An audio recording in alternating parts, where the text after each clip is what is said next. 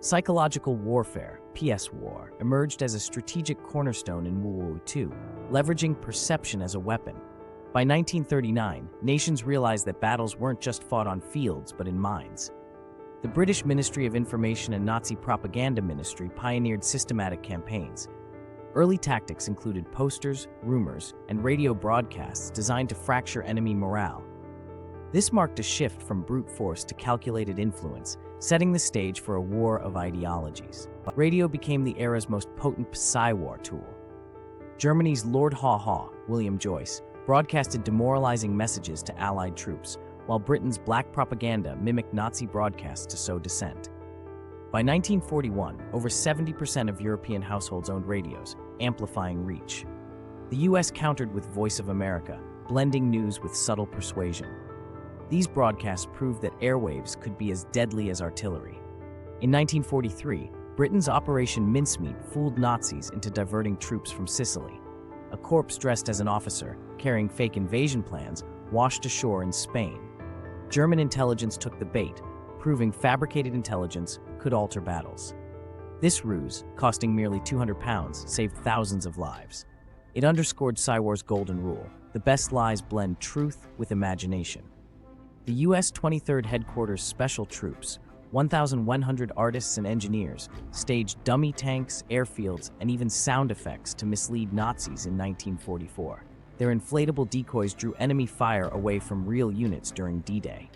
One mission near the Rhine used 600 dummy vehicles, reducing Allied casualties.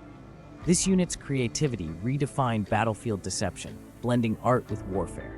Allied bombers dropped 2 billion leaflets over Axis territories, more than 30 million per month by 1945. These paper bullets promised humane treatment to surrendering troops, eroding Japanese morale. Diaries captured soldiers' despair after reading of Saipan's fall. The U.S. even stamped surrender passes with Eisenhower's signature.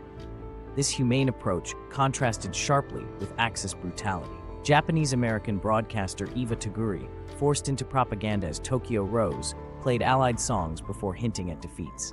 Similarly, Mildred Gillers, Axis Sally, taunted U.S. troops with broadcasts from Berlin.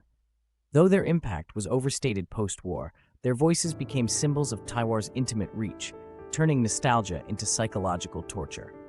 Nazi Germany exaggerated V-1 rocket capabilities to panic Londoners in 1944. Though only 2,400 hit the city, Goebbels' media claimed they'd raise Britain. The bluff worked. Allies diverted resources to counter non-existent superweapons.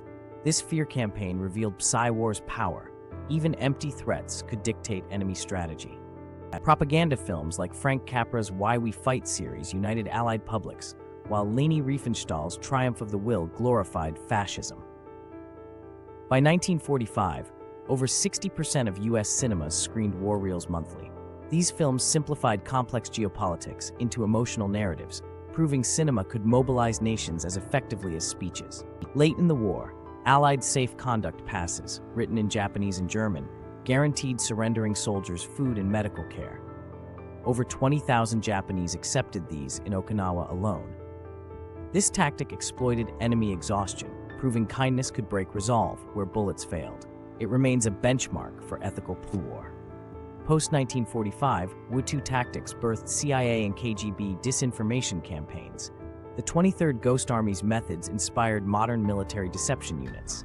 Yet the ethical lines blurred. Today's fake news echoes Goebbels' playbook. As we navigate information wars, WWII reminds us, truth is the first casualty, but it can also be the ultimate weapon.